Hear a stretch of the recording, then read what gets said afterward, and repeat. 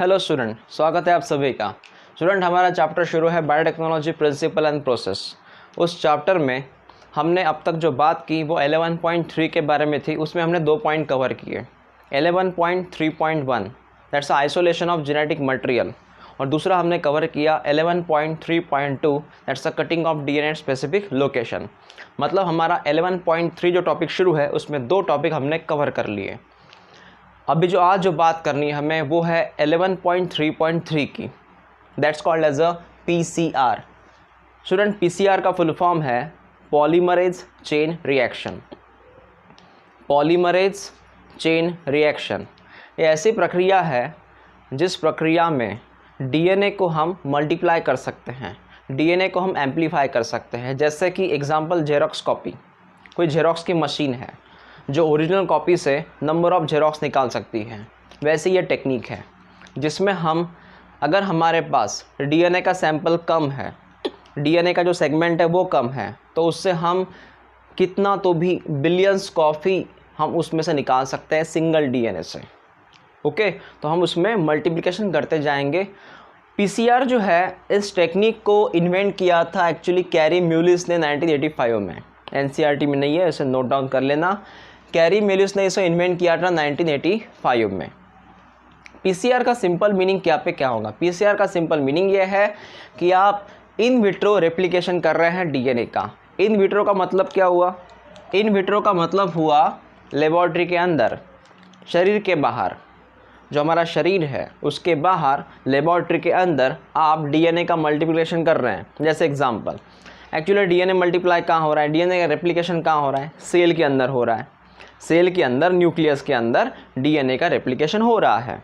अगर मैं प्रोकैरियोटिक की बात करूँ तो वहाँ पे साइटोप्लाज्म में हो रहा है। अगर मैं यूकैरियोटिक की बात करूँ तो वहाँ पे सेल के अंदर न्यूक्लियस जो है वहाँ पे हो रहा है। अल्टीमेटली डीएनए का रेप्लिकेशन हो रहा है सेल के अंदर, बराबर है।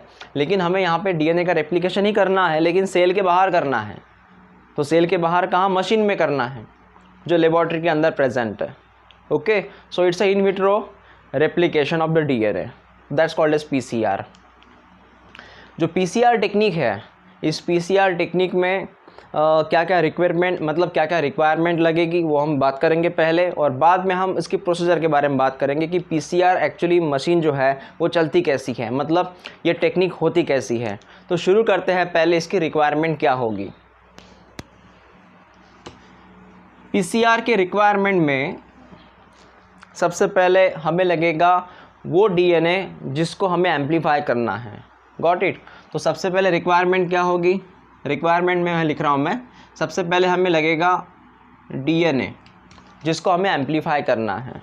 ओके, जिसके हमें मल्टीपल कॉपीज बनानी, वो डीएनए वहाँ पे रिक्वायर्ड होगा। दूसरा यहाँ पे रिक्वायर्ड होगा that is called as the enzymes. Enzyme यहाँ पे लगेगा डीएनए पॉलीमरेज का ही एक रूप है जिसको हम नाम देते हैं यहाँ पे टैग पॉलीमरेज। इसको याद रखो आप अच्छे से। टैग पॉलीमरेज की खासियत क्या है? एंजाइम की खासियत ये है कि ये एंजाइम हाई टेम्परेचर में भी काम कर सकता है। ये है एक प्रकार का हीट स्टेबिलिटी मतलब एक एंजाइम है। मतलब अगर आप टेम्परेचर दे रहे, क्योंकि इस प्रक्रिया में है ना हमें हाई टेम्परेचर देना पड़ता है, तो हाई टेम्परेचर वाले केस में हमारा नॉर्मल एंजाइम वहाँ पे काम नहीं करेगा, वो तो पिघल जाएगा, डीनेचुरड हो जाएगा, बॉन्ड टूट जाएंगे उसके। तो हमें चाहिए ऐसा एंजाइम जो हाई टेम्परेचर में भी स्टेबल होकर काम करे, और वो एंजाइम का नाम है टैग पॉलीमरेज। ये एंजाइम हमने एक्चुअली एंजाइम कहाँ मिला था? ये एंजाइम हमें बैक्टीरिया से मिला। एनसीईआरटी के अंदर बैक्टीरिया का नाम दिया है, बैक्टीरिया का नाम दिया है उन्होंने थर्मस एक्वेटिकस। याद रखना, थर्मस एक्वेटिकस बैक्टीरिया का नाम है जिस बैक्टीरिया से इस एंजाइम को निकाला गया। तो 2 बातें याद रखो, थर्मस एक्वेटिकस बैक्टीरिया का नाम जिनमें से ये एंजाइम को निकाला गया। एंजाइम का नाम क्या है? टैग पॉलीमरेज, जो हाई टेम्परेचर पे काम करेगा। और इसका मेन काम क्या है? इसका मेन काम है पॉलीमराइजेशन, मतलब वही एडिशन ऑफ न्यूक्लियोटाइड। इसीलिए हमें थर्ड रिक्वायरमेंट है डीएनटीपीज की। पता है आपको ये क्या है? They are called as a nucleotides. Specially ऐसे न्यूक्लियोटाइड जो डीएनए में काम करेंगे, आरएनए में नहीं, डीएनए में काम करेंगे। दैट्स कॉल्ड डीएनटीपीज, जिसमें डीएटीपीज, डीटीटीपीज, डीसीटीपीज, ऐसे डीटीटीपीज एंड मैग्नीशियम की ज़रूरत रहेगी ड्यूरिंग एडिशन ऑफ न्यूक्लियोटाइड के वक्त। तो इस प्रकार रिक्वायरमेंट है। उसमें और एक रिक्वायरमेंट है, वो है प्राइमर को लेके। आपको याद है हमने रेप्लिकेशन पढ़ा था। रेप्लिकेशन के वक्त हमने प्राइमर की बात की थी। प्राइमर वहाँ पे हमने ज्वाइन किए थे, क्योंकि प्राइमर वो चीज़ है जो रेप्लिकेशन को स्टार्ट करेगा। अगर आपको रेप्लिकेशन थोड़ा याद है तो हमने वहाँ पे आरएनए प्राइमर ज्वाइन किया था, ओके, जिसने रेप्लिकेशन को स्टार्ट किया था, हेल्प की थी स्टार्टिंग के लिए। वहाँ पे डीएनए पॉलीमरेज ज्वाइंट हुए थे प्राइमर पे, फिर रिएक्शन स्टार्ट हुआ था। प्राइमर जरूरी है रेप्लिकेशन में। यहाँ पे जो प्राइमर हम यूज़ करेंगे, ये प्राइमर जो है वो भी एक न्यूक्लियोटाइड का छोटा सा एक स्ट्रैंड है, जिसे हम बोलते हैं oligonucleotides. Oligonucleotides, the primer is nothing but it's a short nucleotide sequence. इसमें लगभग 10 से मतलब 10 to 18 न्यूक्लियोटाइड इसके अंदर होंगे। इस प्राइमर के अंदर होंगे लगभग 10 to 18 न्यूक्लियोटाइड, जिससे ये बना है, ओके। बाकी मैं आपको बाद में बताऊंगा ये प्राइमर कहाँ पे हमें ज्वाइन करना है, कौन से डायरेक्शन में ज्वाइन करना है, मतलब 3 प्राइम पे ज्वाइन करना है कि 5 प्राइम पे ज्वाइन करना है, कहाँ इसका यूज़ होगा हम बाद में बात करते हैं। लेकिन यहाँ प्राइमर की ज़रूरत है। एक बार आप रिक्वायरमेंट को देख लो। हमें डीएनए की ज़रूरत है, हमें एंजाइम की ज़रूरत है, हमें डीएनटीपीज और मैग्नीशियम की ज़रूरत है, हमें प्राइमर की ज़रूरत है। अभी हम शुरू करते हैं इस प्रोसेस को। प्रोसेस के लिए 3 स्टेप याद रखना आप। पहली स्टेप जो है वो है डीनेचुरेशन। हम डिस्कस करेंगे इन तीनों स्टेप को। दूसरा स्टेप है दैट इज कॉल्ड एज एनलिंग, और तीसरा स्टेप जो है वो है पॉलीमराइजेशन।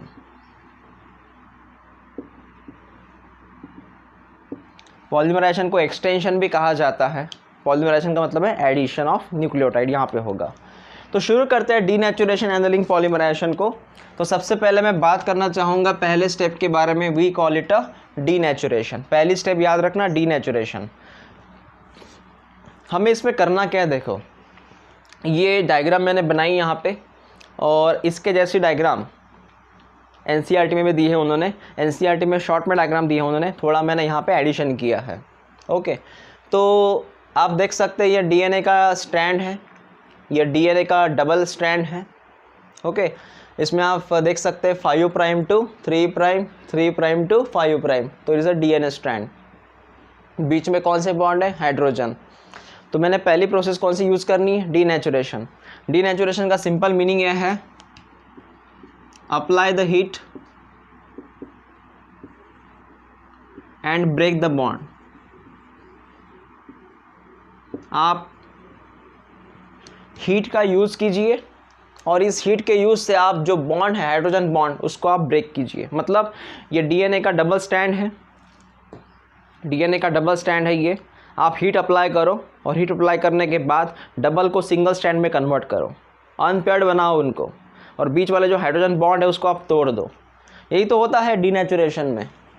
जैसे आपने यहाँ पे हीट अप्लाई किया, दोनों स्टैंड फिलहाल पेयर्ड में है, हो गए अनपेयर्ड, टूट गए। अब ये डबल स्टैंड किस में कन्वर्ट हुआ, सिंगल स्टैंड में कन्वर्ट हुआ, ओके। अब यहाँ पे जो हीट अप्लाई करनी है उसका एक वैल्यू है, लगभग आप याद रखो 94 डिग्री सेल्सियस एवरेजली होना चाहिए। वैसे वो 90 से लेके 96 तक, 90 से 90 टू 96 तक उन्होंने एवरेज दिया है उन्होंने, लेकिन हम एवरेज मान के चलते हैं 94 डिग्री सेल्सियस हमें हीट देना पड़ेगा। उससे डीएनए जो है डबल स्टैंड सिंगल में कन्वर्ट होगा, क्योंकि रेप्लिकेशन के लिए आपको पता है double stand convert to single stand. तो सिंगल स्टैंड बन गया, देख रहे हैं आप 5 to 3, 3 to 5। यहाँ बॉन्ड जो हाइड्रोजन टूट गए।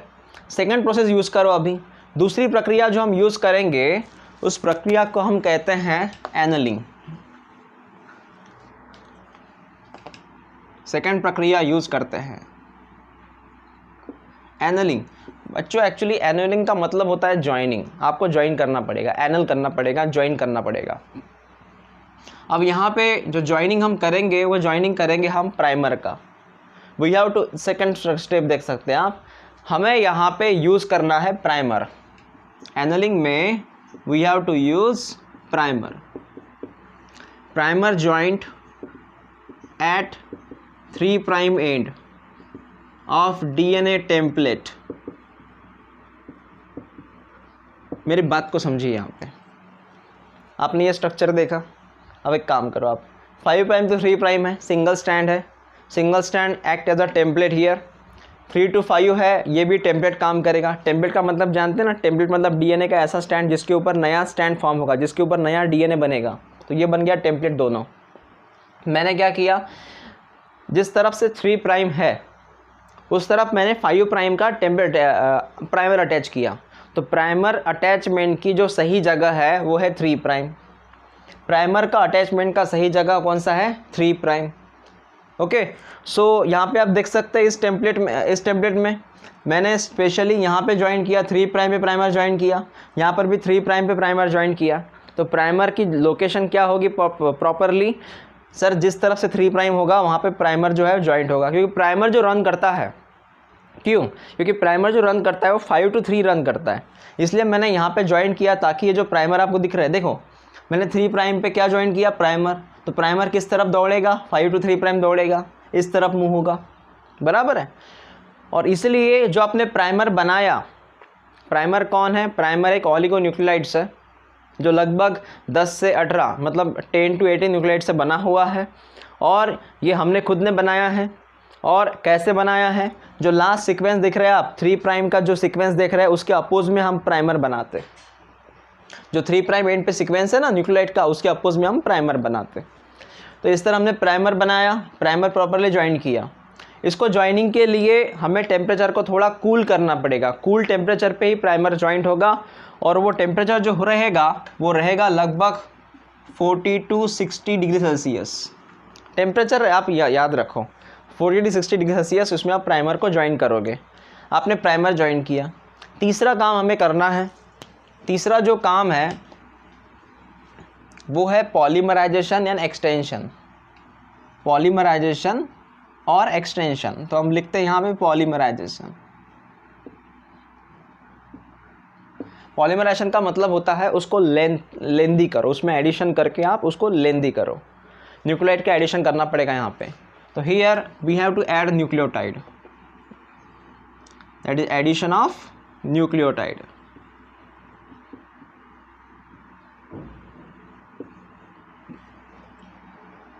और न्यूक्लियोटाइड का एडिशन कर करके आपको एक लॉन्ग चेन बनानी है। ओके, इसके लिए आपको यहाँ पे लगेगा मैग्नीशियम एंड आपको लगेगा यहाँ पे DNTPs, और साथ में आपको यहाँ पे और एक चीज़ लगेगी, वो है एडिशन के लिए जो एंजाइम चाहिए वो आपको यहाँ पे लगेगा, वो है टैक पॉलीमरेज। मतलब यहाँ पे हमें क्या क्या चाहिए, पॉलीमराइजेशन, मैग्नीशियम चाहिए, DNTPs चाहिए, और प्लस आपको यहाँ पे कौन चाहिए, एंजाइम्स चाहिए। ये आपकी रिक्वायरमेंट रहेगी 3rd नंबर के स्टेप की। अब शुरू करते हैं इस स्टेप को। देखिए हम बात कर रहे हैं पॉलीमराइजेशन का। आप देख सकते हैं कि यहाँ पे हमारा जो सेकंड स्टेप है फिनिश हुआ। 3rd स्टेप की शुरुआत करते हैं। 3rd स्टेप के लिए मैंने यहाँ पे सबसे पहले टैक पॉलीमरेज नाम का एंजाइम लिखा। उसी के साथ यहाँ पे रिक्वायरमेंट है DNTPs की, उसी के साथ रिक्वायरमेंट है मैग्नीशियम की। तो तीनों जो है 3rd स्टेप में इन्वॉल्व होंगे। अब मैं देखिए यहाँ पे जैसे यानी प्राइमर लगाया था, जिस तरफ से प्राइमर लगाया था उस तरफ से यहाँ पे कौन ज्वाइंट हुआ, टैक पॉलीमरेज ज्वाइंट हुआ। ये ज्वाइंट हुआ इधर से, जो 3 प्राइम है ना, इधर से 3 प्राइम से भी यहाँ पे आप देख सकते हैं कौन ज्वाइंट किया मैंने, टैक पॉलीमरेज। और प्राइमर का जो 3 प्राइम है, देखो यहाँ पे 3 प्राइम है ना, ये प्राइमर का 3 प्राइम है, यहाँ से ज्वाइंट हुआ।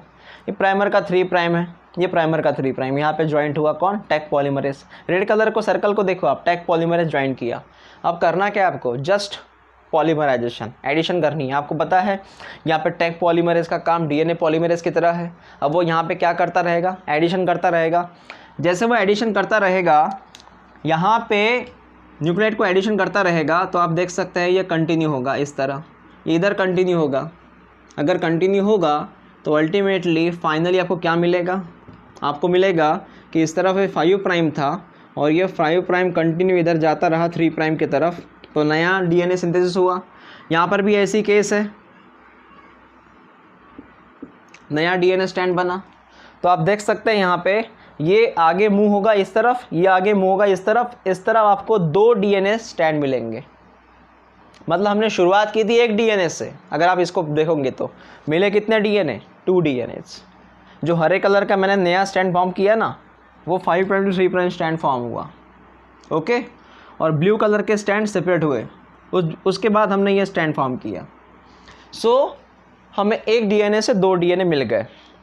ये था हमारा एक्चुअली पीसीआर के 3 स्टेप का फॉर्मूला, मतलब 3 स्टेप के बाद हमें 2 डीएनए स्टैंड मिले। तो इस प्रकार आपको काम करना है। पहली स्टेप हमने क्या यूज़ किया, डीनेचुरेशन, जिसमें क्या यूज़ किया, हीट, कितना 94 डिग्री सेल्सियस, उससे डीएनए स्टैंड अलग हुआ, हाइड्रोजन बॉन्ड ब्रेक हुए, 2 जो सिंगल डीएनए स्टैंड जो था, सॉरी सिंगल जो डबल स्टैंड था डीएनए का, वो वहाँ पे सिंगल स्टैंड में कन्वर्ट हुआ, मतलब पेयर्ड अनपेयर्ड में कन्वर्ट हुआ। उसके बाद अपने प्राइमर लगाया, यहाँ पे प्राइमर कहाँ पे लगाया अपने स्पेसिफिक 3 प्राइम के ऊपर अपने प्राइमर लगाया। प्राइमर लगाने के लिए टेम्परेचर हमने 40 60 किया, कूल किया। उसके बाद हमने 3rd नंबर के स्टेप यूज़ की पॉलीमराइजेशन, जिसमें हमने टैक पॉलीमराइज DNTPs मैग्नीशियम यूज़ किया। और रहा सवाल यहाँ पे सर टेम्परेचर नहीं लिखा आपने, टेम्परेचर यहाँ बच्चों होता है लगभग 72 डिग्री सेल्सियस। टेम्परेचर तीनों इसमें यूज़ करना पड़ता है। हमने वापस से टेम्परेचर इंक्रीज़ किया और वहाँ पे डीएनए जो टैक पॉलीमरेज है, देख सकते हैं आप टैक पॉलीमरेज 72 डिग्री पे काम कर रहा है अच्छे से। तो टैक पॉलीमरेज जो है ये प्रॉपरली यहाँ पे काम करेगा पॉलीमराइजेशन, तब जाके वो प्रॉपरली यहाँ पे 2 डीएनए बनाएगा। मतलब जब आप 3 स्टेप पूरी तरह से फॉलो करोगे तो आपको एक डीएनए से 2 डीएनए मिलेंगे। ऐसे आप रिपीट करते जाओ। भी जैसे आपने एक डीएनए लिया, आपको एक डीएनए से 2 डीएनए मिले, एक डीएनए से आपको 1 डीएनए से यू गॉट द 2 डीएनए। इसके लिए आपको 3 स्टेप फॉलो करने पड़े, डीनेचुरेशन, एनलिंग, पॉलीमराइजेशन। इस प्रकार आप वापस से 2 डीएनए मिले, आप 2 डीएनए को भी पीसीआर में ऐड करो, मतलब इसका भी आपने सेम चीज़ करना है, 3 स्टेप इसमें भी लानी है। फिर जो 2 डीएनए हैं इसके दुगना मिलेगा, 4 डीएनए हो जाएंगे। फिर 4 को वापस से प्रोसेस में लाओ, मतलब ऐसे आप मल्टीप्लाई करते जाओ, 1 के 2 बने, 2 के 4 बने, ऐसे मल्टीप्लाई करते जाओ। एनसीईआरटी में वैल्यू दिए उन्होंने, लगभग अगर आप ऐसे कंटिन्यू करते जाओगे तो एक ऐसी स्टेप आएगी आपको बिलियंस में आपको डीएनए मिलेंगे, बिलियंस में। और यही तो हम चाहते हैं। हमारा एम क्या है, अल्टीमेटली हमारा एम है कि एक सिंगल डीएनए के मल्टीपल कॉपीज बन सके वहां पे। That's called as PCR, okay. और ये मशीन के अंदर हो रहा है, स्पेशली इसकी मशीन होती है पीसीआर मशीन, इसके अंदर इसको क्रिएट किया जाता है, ओके, सो फॉलो किया जाता है। अब पीसीआर का जो यूज़ है वो एक्चुअली चलता है मतलब मैक्सिमम जगह पे हम पीसीआर यूज़ कर सकते हैं। एप्लीकेशन जो है उसका हमें पैथोजन डायग्नोस करना है, प्लांट पैथोजन है, एनिमल पैथोजन है, उसको डायग्नोस करना है तो पीसीआर का हम यूज़ करते हैं। डीएनए फिंगरप्रिंट वाले केस में भी, फॉरेंसिक लेबॉर्ट्री में भी, ओके, फॉरेंसिक लेबॉर्ट्री में या फिर आप डीएनए फिंगर, एक ही बात है वो, फॉरेंसिक लेबॉर्ट्री में डीएनए फिंगरप्रिंट चेक किए जाते हैं। उसमें डेड बॉडी जो है, आपने फॉरेंसिक लैब को देखा होगा जहाँ पे जो मोस्टली क्राइम के जो रिपोर्ट आते हैं कि मौत कैसे हुई, किस तरह हुई, ओके, डीएनए फिंगरप्रिंट का एप्लीकेशन वहाँ पे क्या है, ये सारी बातें जो आती हैं उसमें पीसीआर का यूज़ होता है। तो डायग्नोस वाले केस में भी यूज़ हुआ। उसके बाद में फाइलोजेनी एक केस है, वहाँ पर भी यूज़ होता है, मतलब हमारी हिस्ट्री। तो कई सारे एप्लीकेशंस है पीसीआर्स के।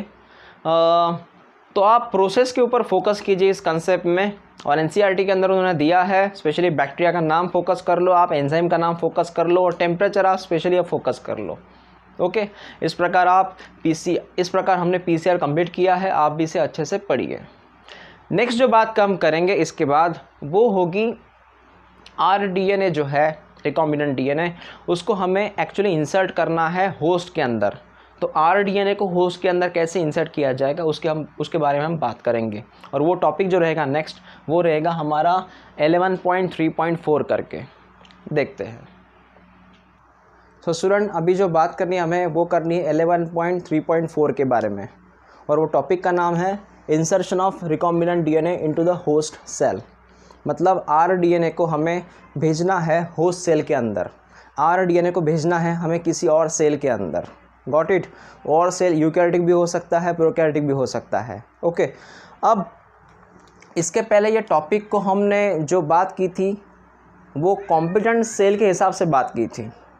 कैसे, देखिए, मैंने आपसे कहा था ये इकोलाई सेल है और ये नॉर्मल सेल है। ये सेल रेडी नहीं है, ये सेल डीएनए को जो आरडीएनए है इसको रिसीव करने के लिए रेडी नहीं है। तो अगर रेडी नहीं है तो ये नॉन कॉम्पिटेंट हुआ। हमें इनको कॉम्पिटेंट क्रिएट करना है, हमें इसको कॉम्पिटेंट बनाना है।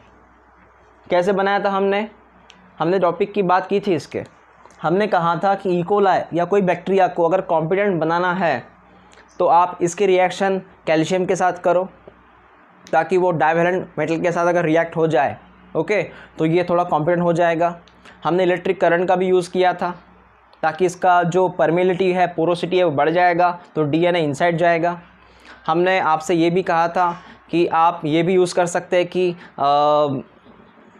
पहले तो आप इसको कम टेम्परेचर में इंक्यूबेट करो, बाद में उसको हीट प्रोवाइड करो, बाद में और इंक्यूबेट करो कम टेम्परेचर में। मतलब पहले हमने वो लिया था ना, आइस का इंक्यूबेशन किया था, बाद में 42 डिग्री सेल्सियस यूज़ किया था, बाद में और हमने आइस में रखा था, ओके। या फिर हमने डायरेक्ट मेथड भी यूज़ की थी, जैसे माइक्रो इंजेक्शन, बायोलिस्टिक मेथड, हमने डिसआर्म पैथोजन भी यूज़ किए थे। तो हमने अलग अलग टेक्निक्स यूज़ किए थे आरडीएनए को सेल के अंदर भेजने के लिए। देखते आगे एनसीईआरटी क्या कहते हैं इस टॉपिक के बारे में। तो जैसे हमने इसके ऊपर चर्चा की थी कि आरडीएनए को इकोलाई के अंदर भेजना है, तो इकोलाई को सबसे पहले हमें क्या करना पड़ेगा, कॉम्पिटेंट करना पड़ेगा। ये तो हुआ फर्स्ट डिस्कशन। दूसरा देखिए, दूसरी बात ये है, इकोलाई ये नॉर्मल इकोलाई है। अब इसको नॉर्मल क्यों कहूँगा मैं, क्योंकि इसके अंदर जो प्लाज्मिड है, मैंने आपसे एक बात की थी, plasmid that is called as vector, इसके अंदर अगर सिलेक्टेबल मार्कर नहीं है, मतलब एंटीबायोटिक रेजिस्टेंस जीन नहीं है, इसके अंदर आपको एंटीबायोटिक रेजिस्टेंस जीन नहीं मिलेगा, बराबर है, यही वो प्लाज्मिड है। तो यहाँ पे किसी प्रकार का एंटीबायोटिक रेजिस्टेंस जीन नहीं है, तो ये जो इकोलाई है, ये इकोलाई किसी भी एंटीबायोटिक से मर जाएगा। स्पेशली हम बात करते हैं एम्पिसिलिन का, तो इस प्लाज्मिड में एम्पिसिलिन रेजिस्टेंस जीन नहीं है, सिलेक्टेबल मार्कर के दौर से नहीं है। तो यही प्लाज्मिड मैंने यहाँ पे ड्रॉ किया। तो क्या ये इकोलाई एम्पिसिलिन में ज़िंदा रहेगा एंटीबायोटिक में? नहीं, ये मर जाएगा, क्योंकि ये नॉर्मल इकोलाई है। तो हमें इसको ट्रांसफॉर्म करना है, इसको चेंज करना है।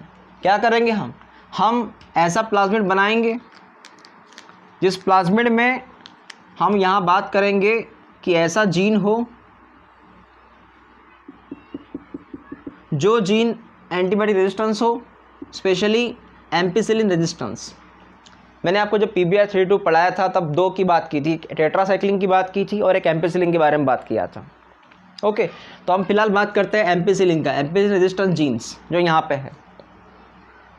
अब हुआ क्या, अब जैसे मैंने इस प्लाज्मिड को यहाँ पे इंसर्ट किया, इसके अंदर, इस इकोलाई के अंदर, एक्चुअली जब उन्होंने डायग्राम बनाई थी PBR32 की, तो वहाँ पे एम्पिसिलिन को उन्होंने इधर से शो किया था, इस डायरेक्शन से। चलो, मैंने तो और कन्फ्यूज है कि सर ये आपने एंटी रेजिस्टेंस जीन कहाँ पे ड्रॉ किया। जब आपने PBR32 का डायग्राम जब पढ़ा था तो एम्पिसिलिन रेजिस्टेंस जीन को उन्होंने इधर से ड्रॉ किया था।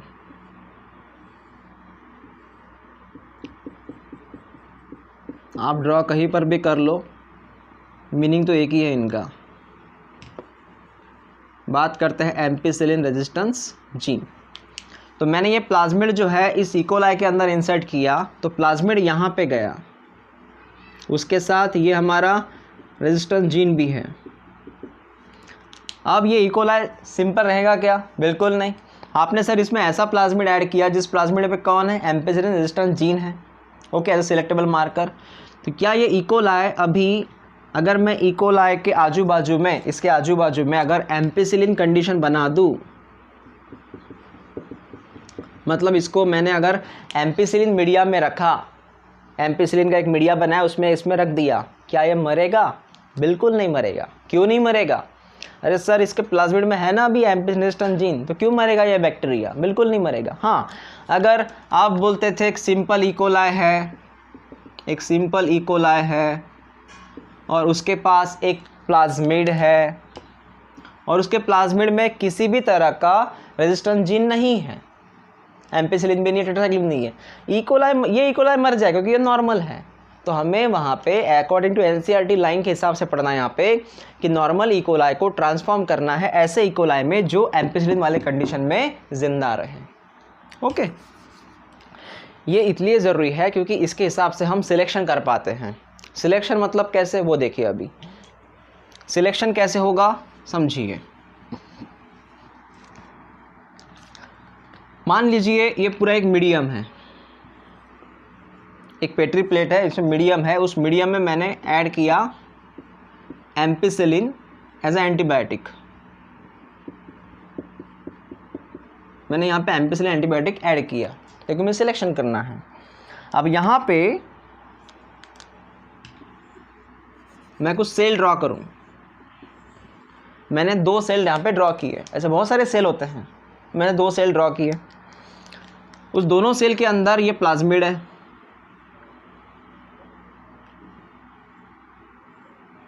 ओके। ये दोनों सेल जो है उस मीडिया के अंदर है, मैंने यहाँ पे ड्रॉ किया उसको। और ये दोनों सेल जो है, इन 2 में से हमें कोई एक सेल सिलेक्ट करना है। अब वो देखिए क्या होगा। जो ए नाम का सेल है, ये सेल को मैं कहूँगा ट्रांसफॉर्म,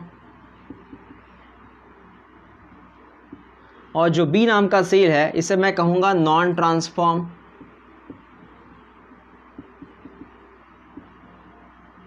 आप बोलोगे सर ऐसा कैसे क्यों? अब देखिए ना, सिलेक्शन के बाद आपको पता चलेगा ट्रांसफॉर्म कौन है, नॉन ट्रांसफॉर्म कौन है।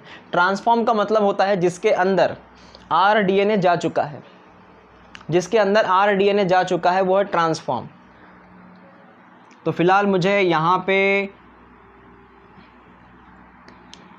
इसको हटा देते हैं, फिर इसके अंदर आरडीएनए गया ही नहीं। इसके अंदर आरडीएनए जा चुका है विथ उसके अंदर आरडीएनए के साथ कौन, मैंने यहाँ पे क्या ऐड किया था, याद है ना आपको? ये आरडीएनए कौन सा आरडीएनए है जिसके अंदर स्पेशली कौन सा एंटी रेजिस्टेंट जीन है, एम्पिसिलिन का। तो यहाँ पे जो जीन मैंने ड्रॉ किया ये कौन सा जीन है, एम्पिसिलिन रेजिस्टेंट जीन। इसलिए ये जो बैक्टीरिया है, ये इकोलाई बैक्टीरिया, ये ए नंबर का, ये यहाँ पे जिंदा रहेगा, ये सर्वाइव करेगा, इट बिकम सर्वाइव। लेकिन जो बी नाम का बैक्टीरिया है यहाँ पे इकोलाई का, ये बैक्टीरिया के अंदर किसी प्रकार का प्लाज्मिड दिख रहा है आपको? नहीं। तो आपको कोई एंटी रेजिस्टेंट जीन है? नहीं। तो क्या ये ट्रांसफॉर्म हुआ? नहीं। इसका नाम क्या हुआ? नॉन ट्रांसफॉर्म, क्योंकि इसके अंदर आरडीएनए गया ही नहीं। ओके, तो क्या है बैक्टीरिया यहाँ पे जिंदा रहेगा? बिल्कुल नहीं, तो इसकी मौत होगी। तो आपको यहाँ पे करना क्या है, सिलेक्शन। आपने एम्पिसिलिन यहाँ पे डाल दिए, एम्पिसिलिन के हिसाब से आप सिलेक्शन करोगे। एम्पिसिलिन में जो जिंदा रहेगा वो ट्रांसफॉर्म बैक्टीरिया, क्योंकि इसके अंदर आपने पहले क्या ऐड किया है, एंटी रेजिस्टेंट जीन ऐड किया है, तो वो जिंदा रहेगा। और कौन सा मर जाएगा? ये सेकंड नंबर है। क्यों? क्योंकि इसमें जीन है ही नहीं, तो इसमें मतलब आरडीएनए गया ही नहीं। ओके, तो इस तरह आपको सिलेक्शन करना है ट्रांसफॉर्म नॉन ट्रांसफॉर्म को लेके। और ये सब क्यों पॉसिबल हुआ? इसलिए पॉसिबल हुआ क्योंकि आपने एंटीबायोटिक का यूज़ करके सिलेक्शन किया। आपने एम्पिसिलिन नाम का एंटीबायोटिक लिया और आपने वही जीन का यूज़ किया। तो आप यहाँ पे ट्रांसफॉर्म नॉन ट्रांसफॉर्म बैक्टीरिया का सिलेक्शन करोगे सिलेक्टेबल मार्कर के हिसाब से। अगर मैं यही स्टोरी शॉर्ट में आपको बताऊं तो सुनिए, शॉर्ट में क्या होगा। एक ऐसा बैक्टीरिया आपको सिलेक्ट करना है जिस बैक्टीरिया के अंदर आरडीएनए गया है। ओके, तो आपके पास ढेर सारे बैक्टीरियाज हैं, तो आप कैसे सिलेक्ट कर पाओगे? तो सिंपल सी बात है, आप सभी बैक्टीरिया को मीडिया के ऊपर ग्रो करोगे। उनमें से जो बैक्टीरिया जीवित रहेंगे वो ट्रांसफॉर्म बैक्टीरिया होंगे, मतलब जिनके अंदर आरडीएनए गया है। और जो जीवित नहीं रहेंगे वो नॉन ट्रांसफॉर्म है, क्योंकि उनके अंदर आरडीएनए नहीं गया है। अब सवाल उठता है, सर जो बैक्टीरिया जीवित रहेंगे वो जीवित क्यों रहेंगे? क्योंकि उस बैक्टीरिया के अंदर जो प्लाज्मिड गया है, उस प्लाज्मिड में कौन है, सिलेक्टेबल मार्कर है, एंटीबायोटिक रेजिस्टेंस जीन है। बात समझ में आ गई? इस प्रकार हमने जो अभी कंप्लीट किया है वो था हमारा 11.3.4, that's the insertion of rDNA into the host. और ऐसा होस्ट जो कॉम्पिटेंट है, ऐसा होस्ट जिसके अंदर आरडीएनए जा चुका है। और हमने यहाँ पे क्या पढ़ा? स्पेशली हमने ये पढ़ा कि एंटीबायोटिक का यूज़ करके आप किस तरह सिलेक्शन करोगे ट्रांसफॉर्म नॉन ट्रांसफॉर्म को लेके। Got it?